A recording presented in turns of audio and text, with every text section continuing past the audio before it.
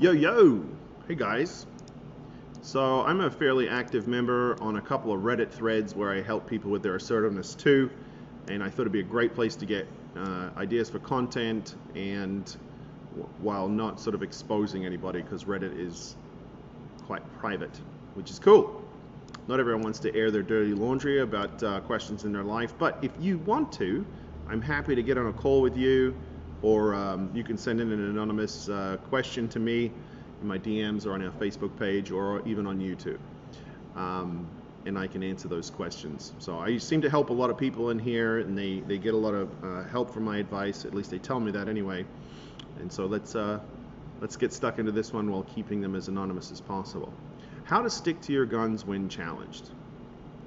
So this person is, they're watching Game of Thrones with their mum, and they have a hard time telling her, setting boundaries about bedtime.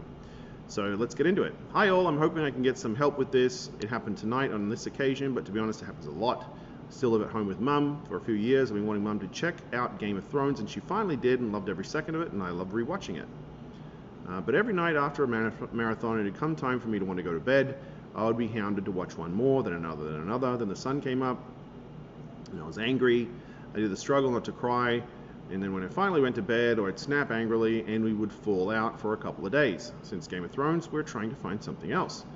I suggest a short series we haven't seen tonight, 4 episodes that we started, going on, I'm guessing, midnight. After the first one, I was going to be going to bed. The next one, trying to warm up to her, the idea that the night is wrapping up, and we finished the second one. She's trying to get me to watch another.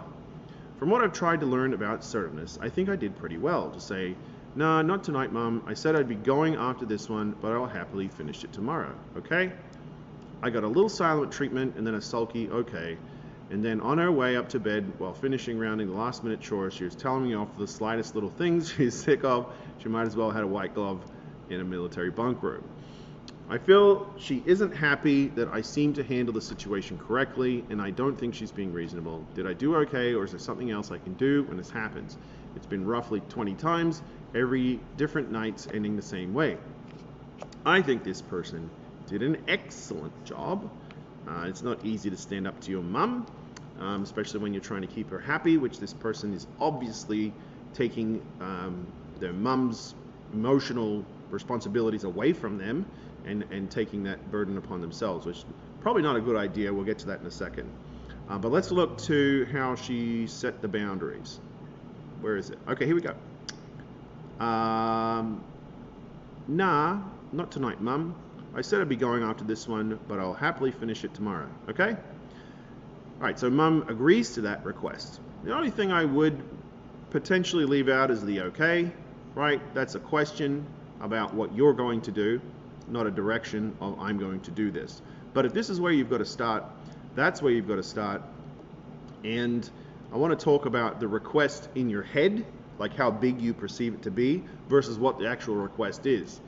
You wanting to go to bed is not a big request, okay? So when we're not used to setting boundaries, standing up for ourselves can seem like this monumental, huge, monstrous, massive, burdensome task, and a burdensome ask of another person, and it's not. So you think that because you might lose this relationship, that's what you're afraid of. You're afraid that there's going to be some damage to this relationship in your life, and you can build that as a habit, and you can build that as an identity, which we're also going to talk about in a little bit. But he or she has set this boundary. They've done a good job, and then the mum is having a little sulk, but that's okay. So I think they've done a good job. They could have left out the okay, but because it's a really small request, and this happens a lot, may I go to bed? Will you treat me with respect? Will you speak to me instead of bitching about me to my 8-year-old child? These are all very small requests that people would be absurd to say no to.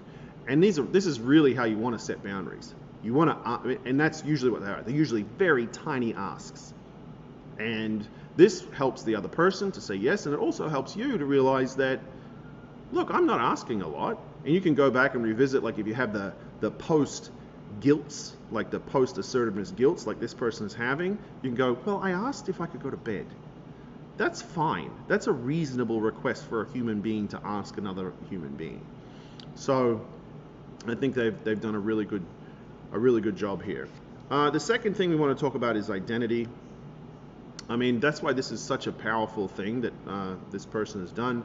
They stood up to their mum, and a mother is it's an important relationship. It's a foundational relationship in your life. What they've done here is they've started the process of changing their cultural identity. So the relationships that they have in their life, they're going to be this new person. And it starts with, I'm the kind of person who, right? So in this situation, I'm the kind of person who stands up for themselves and what they want without jeopardizing their important relationships. Now they've got a few doubts here afterwards, or a bit of guilt, but that's habit, right? But you can revisit that intellectually instead of emotionally and say, look, I asked if I could go to bed. That's not a ridiculous request. And if somebody doesn't want me to go to bed and they're not going to have a relationship with me because of that, it's kind of their problem. Okay, you can intellectualize that and rationalize that afterwards.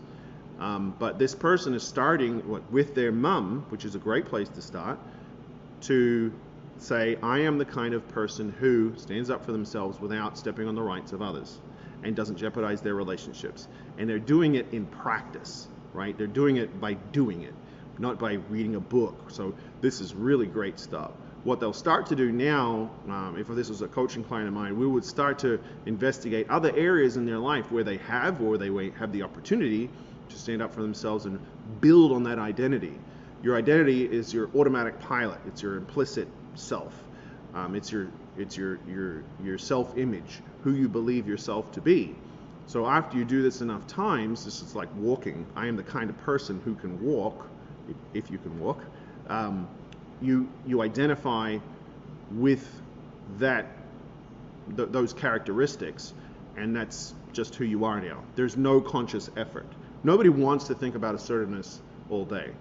We want to be assertive without thinking about it. And so that's the journey that this person is starting in a really good way.